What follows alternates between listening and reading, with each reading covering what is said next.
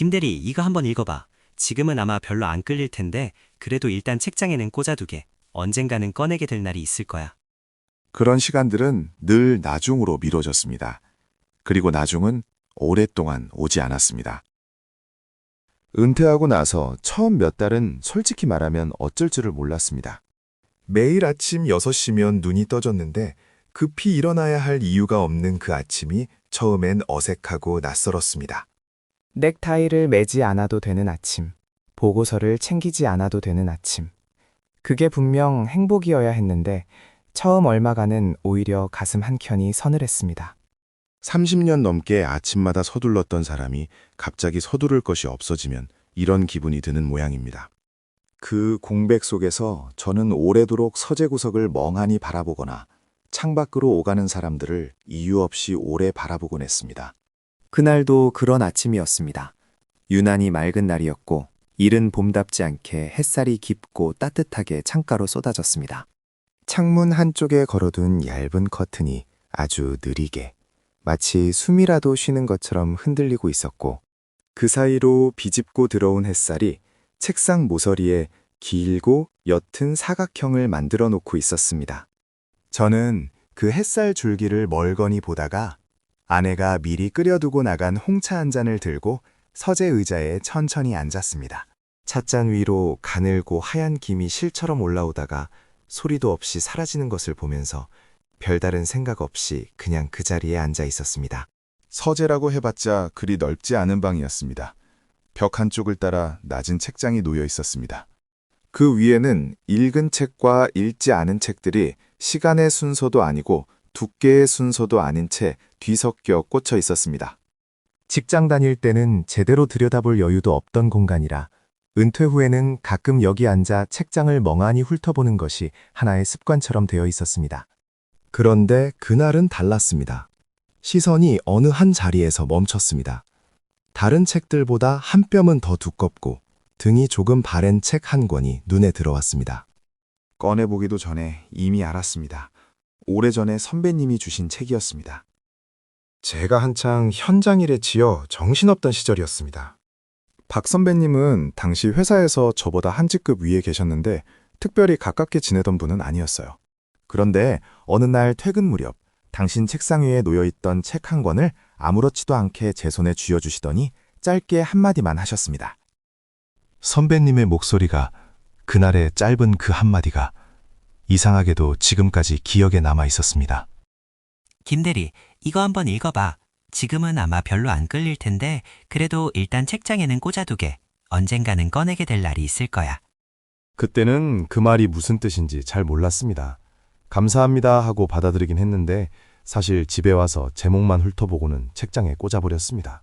요즘 말로 하면 전혀 당기지 않는 책이었습니다. 두껍고 번역이 딱딱하고 철학인지 문학인지 장르도 애매한 책이었거든요. 두어 번 첫 장을 펼쳐보았는데 몇 페이지 읽다가 졸음이 오거나 마음이 급해져서 그냥 덮어버렸습니다. 그 후로 10년이 넘는 시간 동안 그 책은 책장 한쪽에서 조용히 세월을 견뎌왔던 것입니다. 그날 아침 저는 그 책을 조심스럽게 꺼내들었습니다. 손에 잡히는 무게가 생각보다 묵직했습니다. 표지의 색은 희미해졌고 등 부분의 글씨는 군데군데 발해 있었습니다. 책을 잡고 있는 동안 아무런 이유 없이 이 책이 여기 꽂혀 있던 모든 시간이 머릿속에 그려지는 것 같았습니다. 제가 아등바등 살던 50대가 지나가고 몸과 마음이 서서히 내려앉던 50대 후반이 지나갔습니다. 그렇게 이 책이 기다렸구나 하는 생각이 들었습니다. 이상하게 뭉클한 기분이 밀려왔습니다. 저는 소파 쪽으로 자리를 옮겨 앉았습니다.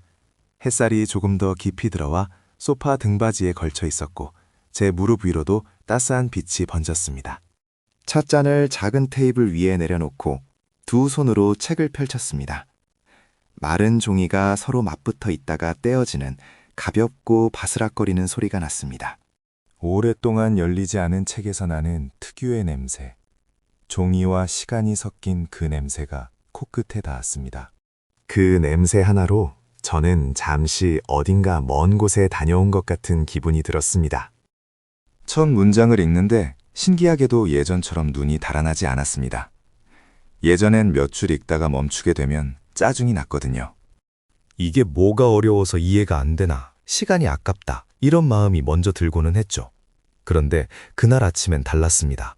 이해가 잘 안 되는 문장이 나와도 그냥 그 문장 앞에 한참 앉아 있어도 괜찮다는 느낌이 들었습니다. 서두를 필요가 없는 것이죠. 어디 빨리 가야 할 곳도 없고 이 책을 몇 시까지 읽어내야 한다는 숙제도 아니고 그냥 이 자리에 앉아서 이 문장들을 내 속도로 읽어가면 되는 것이었습니다.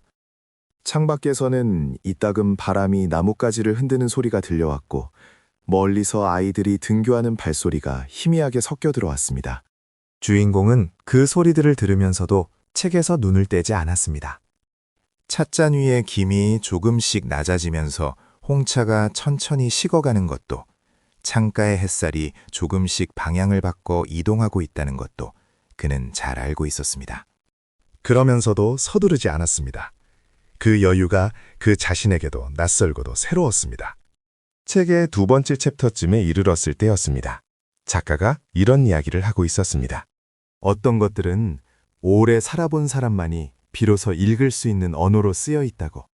어린 눈으로는 보이지 않는 것들이 있고 오직 세월의 무게를 지나온 사람만이 그 글자들 사이에 행간을 느낄 수 있다고. 그 문장을 읽는데 저는 멈추고 말았습니다. 책을 덮지는 않았지만 시선을 창밖으로 돌리고는 한참을 그냥 앉아 있었습니다. 맞는 말이었습니다. 젊었을 때 저는 모든 것을 빨리 이해하려 했거든요. 책도 빨리 읽어야 하고 사람도 빨리 파악해야 하고 상황도 빨리 정리해야 했습니다. 효율. 그게 제 삶의 기준이었습니다. 이해되지 않는 것 앞에서 오래 머무는 건 낭비라고 생각했어요. 그래서 그런 것들은 늘 덮어두거나 외면하거나 더 급한 것들 뒤에 미뤄두었습니다. 그렇게 미뤄두기를 반복하다 보면 언젠가 여유가 생겼을 때 다시 꺼내보면 된다고 생각했는데 문제는 여유가 생기는 날이 좀처럼 오지 않더라는 거였습니다. 그의 직장 생활은 한마디로 쫓기는 날들이었습니다. 30대엔 아직 자리를 잡아야 했고 40대엔 아이들 교육과 집값 걱정으로 몸이 2개라도 부족했습니다. 50대엔 어느새 후배들이 치고 올라오는 걸 보면서 버텨야 했고 그렇게 버티고 버티다 어느 날 정년이 왔습니다. 퇴직금을 받아든 날 그는 이상하게 아무런 감상이 없었다고 나중에 아내에게 말했습니다. 기쁘지도 슬프지도 않고 그냥 멍한 기분이었다고. 그도 그럴 것이 워낙 쉴 틈 없이 달려왔으니 멈추는 것이 어색한 것이었겠지요. 그 책의 문장들이 이제야 마음에 닿는다는 게 조금 이상한 일이기도 했지만 동시에 당연한 일이기도 했습니다. 책이 어려워진 것도 쉬워진 것도 아니었습니다. 그저 제가 이제야 다르게 읽게 된 것이었습니다. 달라진 건 저였습니다. 이 책을 읽을 수 있는 어떤 마음의 두께 같은 게 제 안에 이제야 생겼다는 걸 그날 아침 처음으로 알아챘습니다. 책을 이해하려는 머리가 아니라 책 앞에서 잠시 멈출 수 있는 여유가 생긴 것이었습니다. 그 여유는 단순히 시간이 생겨서 온 게 아니라 오래 살아온 세월이 쌓이고 쌓여서 만들어진 것이라는 걸 그 자리에서 조용히 받아들이게 되었습니다. 책의 어느 페이지에 이런 구절이 있었습니다. 삶은 앞으로 살고 뒤를 돌아보며 이해된다. 그 짧은 문장 하나가 가슴에 부딪혀 왔습니다. 어디서 읽은 적 있는 말 같기도 했지만 그날 아침 그 소파 위에서 그 문장을 만났을 때의 느낌은 분명 처음이었습니다. 마치 오래전에 누군가 자신에게 남겨놓은 쪽지를 뒤늦게 발견한 것 같은 기분. 그리고 그 쪽지를 쓴 사람이 다름 아닌 과거의 자기 자신이었다는 것을 알았을 때 그 묘한 감각. 김도연 씨는 책을 무릎 위에 올려놓은 채 한참을 창밖을 바라보았습니다. 바깥의 나무들은 이제 막 새순이 올라오기 시작하고 있었습니다. 아직은 여리고 작은 연두빛 싹들이 가지 끝에 조그맣게 매달려 있었습니다. 한겨울 내내 저 나무들은 얼마나 차갑고 긴 기다림을 견뎌왔을까 하는 생각이 불현듯 들었습니다. 그리고 그 나무의 기다림이 자신의 어떤 것과 닮아 있다는 느낌이 들어서 한동안 그 자리에서 움직이지 못했습니다. 생각해보면 저는 삶을 살아내는 데만 집중했지 삶을 바라보는 데는 시간을 내지 못했던 것 같습니다. 보고서를 얼마나 잘 썼는지, 프로젝트가 잘 마무리됐는지, 아이들이 원하는 학교에 들어갔는지, 대출금을 언제쯤 다 갚을 수 있는지. 그런 것들이 제 삶의 대부분을 채우고 있었습니다. 그것들이 중요하지 않은 건 아니에요.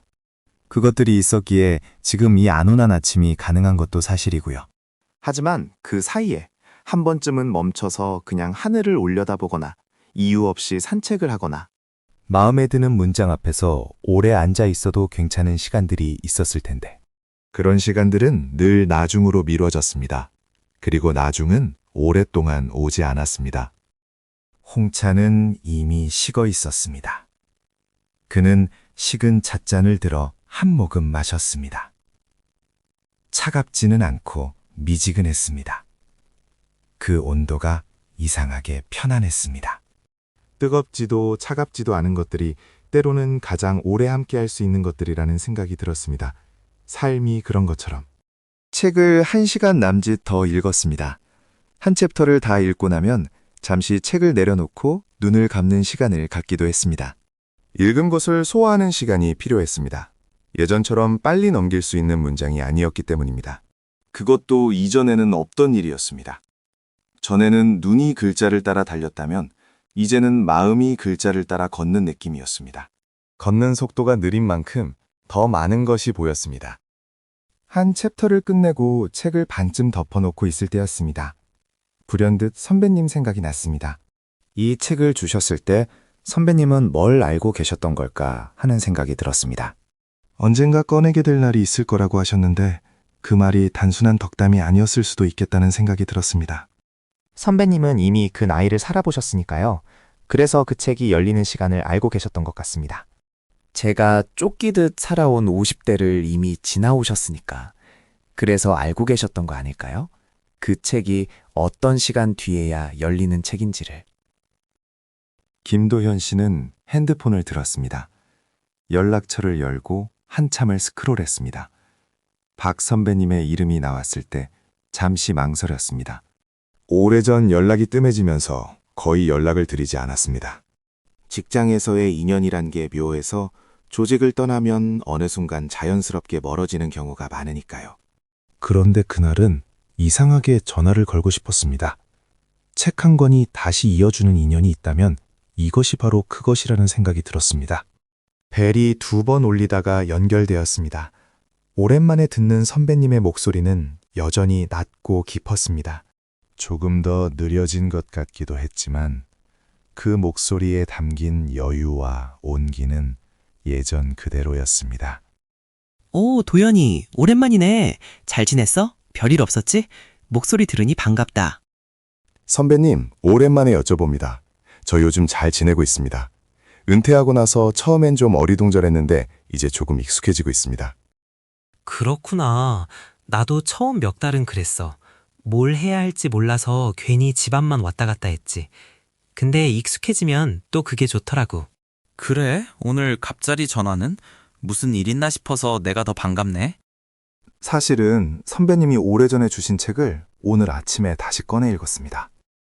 잠시 침묵이 흘렀습니다. 그리고 전화기 너머에서 낮고 따뜻한 웃음소리가 들려왔습니다. 말이 많지 않은 선배님 특유의 그 짧고 깊은 웃음이었습니다.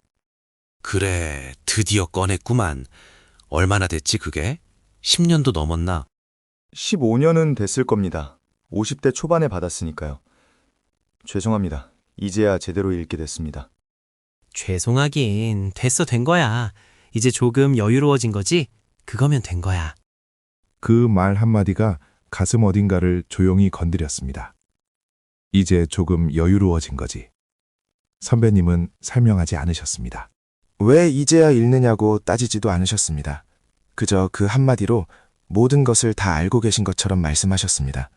그 여유 있는 한마디가 15년의 시간을 아무렇지도 않게 감싸는 것 같았습니다. 선배님, 그 책이 왜 그때는 안 읽혔을까요? 책이 어렵긴 한데 그게 다가 아닌 것 같기도 하고요. 어렵긴 하지. 근데 그게 어렵다기보다는 그 책은 살아본 사람이 읽을 수 있는 책이야. 20대가 읽어도 30대가 읽어도 다 좋은 책이라고는 할 수 없어. 그 나이까지 살아온 무게가 있어야 비로소 닿는 문장들이 있거든. 도연이 지금이 딱 맞는 시간인 거야. 전화기를 들고 있는 손에 힘이 살짝 들어갔습니다. 눈가가 뜨거워지는 것 같았습니다. 이상했습니다.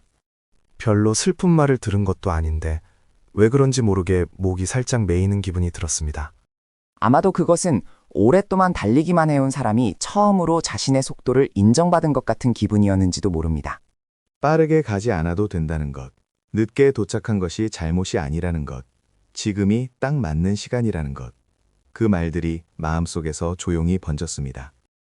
선배님, 정말 고맙습니다.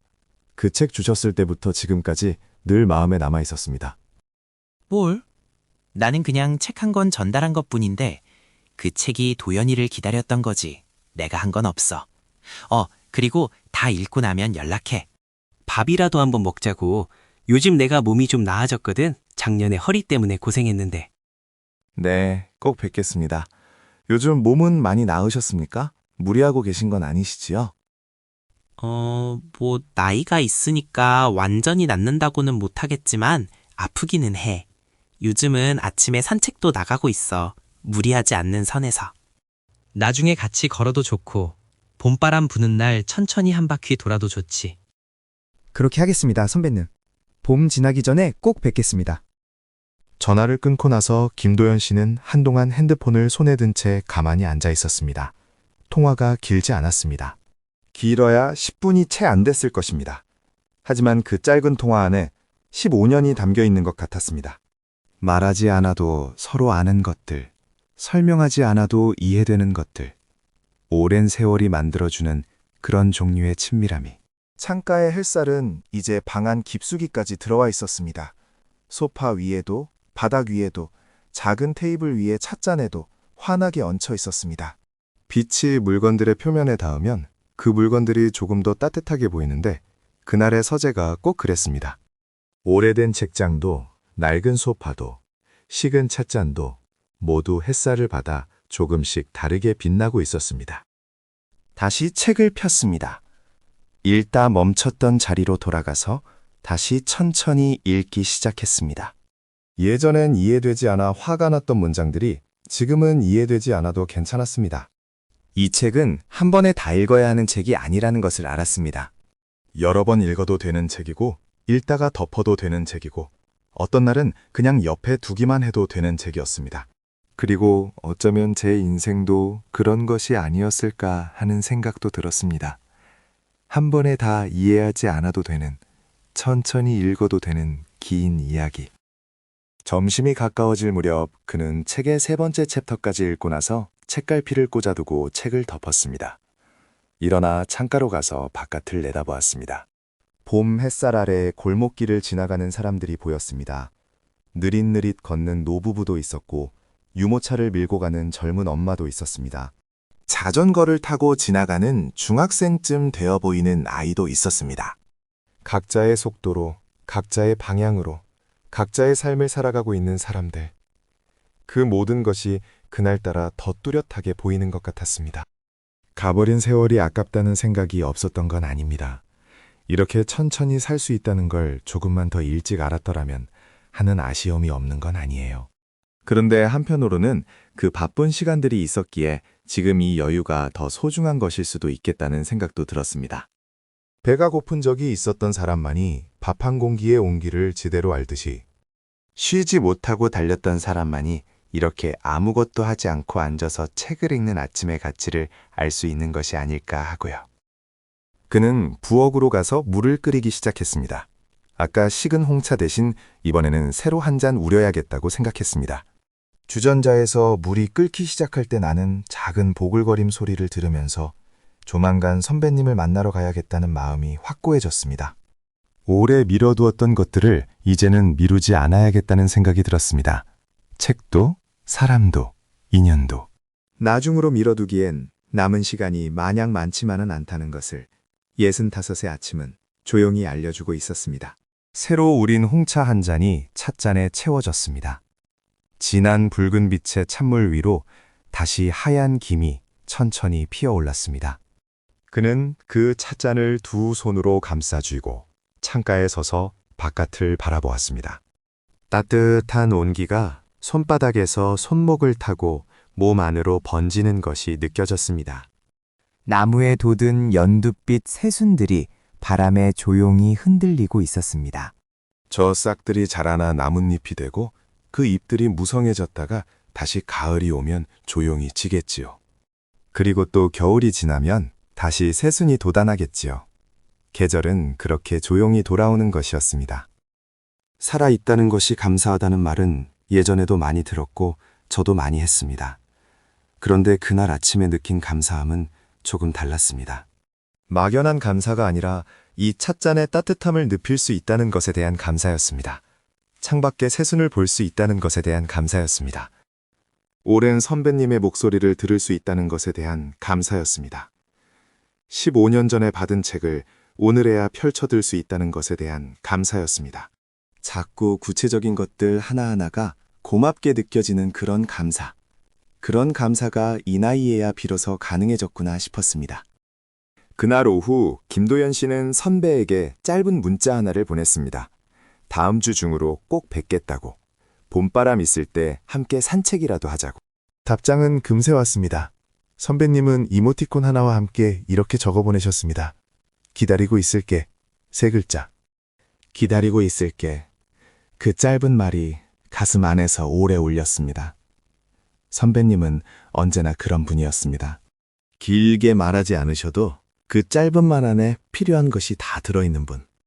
15년 전 그 책을 건네시면서 하셨던 한마디도 그랬습니다. 지금은 아마 별로 안 끌릴 텐데 그래도 일단 책장에는 꽂아두게. 언젠가는 꺼내게 될 날이 있을 거야. 그 말이 사실이었습니다. 그 말대로 되었습니다. 어쩌면 선배님은 단순히 책 한 권을 주신 것이 아니었는지도 모릅니다. 그것은 기다림이었는지도 모릅니다. 당신이 먼저 살아보고 알게 된 것들, 그 나이에 이르러서야 비로소 보이게 되는 것들을 먼저 경험하지 못한 후배를 위해 조용히 남겨두신 것. 서두르지 않아도 된다고, 지금은 몰라도 괜찮다고, 때가 되면 알게 거라고, 말없이 책 한 권으로 전해주신 것. 해가 서쪽으로 조금 기울기 시작할 무렵, 서재는 여전히 조용했습니다. 소파 위에 반쯤 펼쳐놓인 책이 있었고, 그 옆에 빈 찻잔이 있었고, 창가에는 오후의 빛이 길게 들어와 마룻바닥에 은은하게 깔려 있었습니다. 김도연 씨는 그 방에 잠시 서서 그 풍경을 바라보았습니다. 아무것도 대단한 일이 일어난 것은 아니었습니다. 그냥 오래된 책 한 권을 읽기 시작한 것이고, 오래된 선배님께 전화 한 통 드린 것이었습니다. 하지만 그 하루가 오래도록 기억에 남을 것 같다는 예감이 들었습니다. 65이 되어서야 비로소 알게 된 것들이 있습니다. 인생이란 게 앞으로 달려가는 것만이 아니라 이따금 멈춰서 지금 이 자리를 느끼는 일이기도 하다는 것. 이해가 안 되는 것 앞에서 조급해하지 않아도 된다는 것. 늦게 읽는 책이 더 깊이 읽힐 수 있다는 것. 오래된 인연이 기다리고 있다는 것. 그리고 지금 이 순간에 따뜻한 찻잔 하나, 창밖에 새순 하나, 전화기 너머 선배님의 목소리 하나가 그 어떤 큰 사건보다 훨씬 소중할 수 있다는 것. 저는 그 사실을 그날에서야 비로소 알았습니다.